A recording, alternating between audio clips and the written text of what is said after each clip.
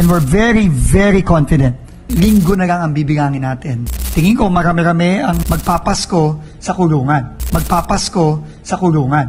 Magpapasko sa kulungan. Kasama ang mga Diskaya, ang Wawaw, ang Sims, etc. Zaldico, kay Congressman Eric Yap, sa Davao Occidental. Meron na rin mga ibang politikong na-mention. So definitely, mahigit 50 yan. Baka mga 60 siguro ang estimate ko. Mga Diskaya, Zaldico, Senator Villanueva, Senator Jinggoy, Eric Yap, at mahigit 50 na opisyal ng DPWH makukulong na bago magpasko. Ang tanong, totoo ba ito? Malaking pasabog ni Secretary Dizon at PBBM na ikakatakot ng lahat ng sangkot. Ang sabi ng Pangulo natin, kailangan bilisan na natin ang pananagot ng mga dapat managot. Hindi na magtatagal at yung unang kaso na final natin noong September 13, makikita nyo na yung mga unang mga makukulong na in the next few weeks and few months. No? Dahil nga, nagmadali tayong mag-file ng kaso. To date, I think there are roughly about 4 cases already filed with the Ombudsman. Yung Bulacan, na unang final natin, na 26 na katao, kasama yung 20 taga-DPWH at 6 na kontratista, kasama ang mga Diskaya, ang Wawaw, ang Sims, etc.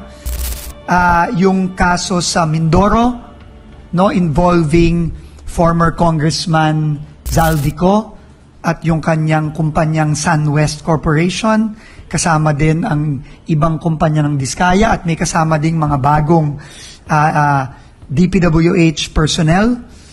Alam mo ba na may lihim na listahan ngayon na binubuo sa loob ng Department of Public Works and Highways? At ang mga unang pangalan roon ay naglalagablab na. Pero hindi pa ito ang buong kwento. Ang tanong, sino ang tatapakan ng bingit na hawla bago pa magpasko? At bakit tila lahat ay nanginginig? Ito na ang simula ng peligro. Isang tahimik na pag-uumpisa ang nangyari noon. Kailan? Kapag ang isang ahensya sa inilatag na diretsyo ng Pangulo ay bumangon sa pagkilos sa kasong ito, si Vince Dizon bilang kalihim na nag-utos ng malawakang investigasyon sa mga GOES at substandard flood control projects ng DPWH. Pero habang ang karamihan ay nanonood lang mula sa gilid, may ilang pangalan na tinutukoy na at hindi lang basta kontraktor, may mga opisyal, may mga politiko, kaya ang takbo ay ibang-iba. Yung kaso sa La Union involving Silver Wolves Corporation na sinasabi nga na ni Mayor Benji Magalong at sinabi na rin ng ating ombudsman na may links kay Congressman Eric Yap, no? At iba pang mga opisyal ng DPWH, ibang opisyal na naman yon. At yung sa Davao Occidental na St. Timothy ng mga Diskaya ulit na binid out noong 2021 at binayaran ng buo noong 2022 kahit na wala man lang anino ng proyektong nandun. Kasama nung mga taga-DPWH yun, kasama nung district engineer doon na si Larete, no, na pasintabi na lang po at medyo namura ko on live television dahil doon sa nangyari noon, no, doon sa sagot na binigay niya sa akin na binayaran niya si St. Timothy kasi daw nangako sa kanya na tatapusin naman daw. Pero obviously, hindi naman ginawa. Narito ang ilan sa mga pangalan na lumulutang. Sara Diskaya at ang kanyang asawa nakalista bilang isa sa mga kontraktor ng tinutukoy na proyekto ng DPWH. Dating Congressman Zaldico, pinangalanan sa isang listahan ng posibleng kaparehas ng anomalya. Mga senador, Jinggoy Ejercito Estrada at Senator Joel Villanueva. May mga pag-uulat na bahagi sa mga flood control works. Congressman Eric Yap, pangalan na paulit-ulit sa mga flash na drafts ng DOJ at Ombudsman lookout bulletins. At ating pangpakinggan, si Secretary Dizon. Linggo na lang ang bibigangin natin at mafa-file na itong mga kasong to, starting with the Bulacan case na final natin noong September 13 in the next few weeks. And we're very, very confident na kulong to mga to. And nagsabi na rin ng Ombudsman, nagsabi na rin ng DOJ, maraming magpapasko sa kulungan.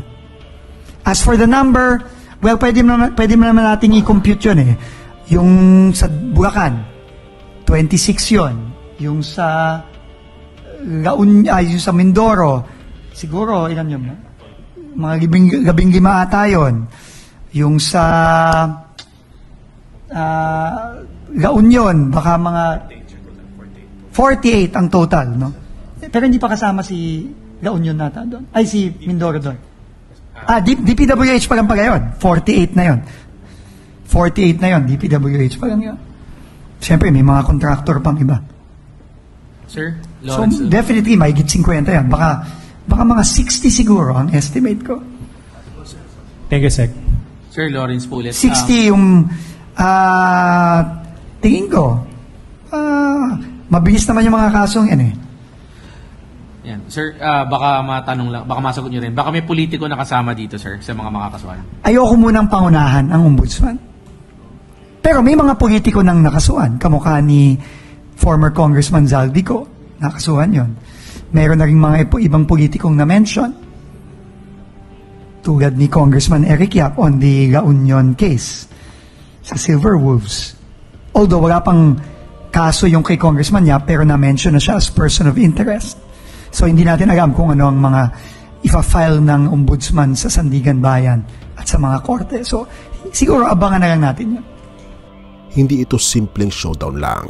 Ito ang panahon kung kailan ang sistemang matagal nang nakabaon ay hihilain palabas para sa liwanag. At para sa marami, ang pag-alis ng mga pasanin ng mga butas sa proyekto. Pero tandaan mo ito, hindi lahat ay makakaligtas. At kung ikaw ay nasa chain, ikaw ay may seat na kahit hindi mo pa alam. Ang tanong, totoo ba na ang mga ito ay makukulong sa Disyembre 2025?